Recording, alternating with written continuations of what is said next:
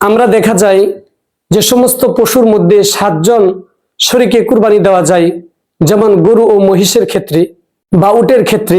এই সমস্ত পশুর মধ্যে যদি 7 শরীকের কম হয়, 2 শরীক মিলে কুরবানি দেয়, 3 শরীক মিলে কুরবানি দেয়, 4 অথবা 5 শরীকে মিলে কুরবানি দেয়, 6 শরীকে মিলে কুরবানি দেয়, এই সব শরীকেই কুরবানি দেওয়া যায় যাচ্ছে। 7 শরীক পূর্ণ হওয়া জরুরি নয়।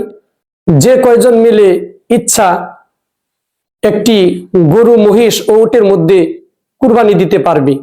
শরীকের মধ্যে কম বেশি হলে এতে কোনো অসুবিধা নেই, তবে সর্বোচ্চ পরিমাণ হচ্ছে 7 শরীক, 7 ভাগ। 7 ভাগের বেশি বা 7 শরীকের বেশি গরু ও মহিষ এবং উটের মধ্যে দেওয়া যাবে না। কিন্তু কমের ক্ষেত্রে কোনো সীমাবদ্ধতা নেই।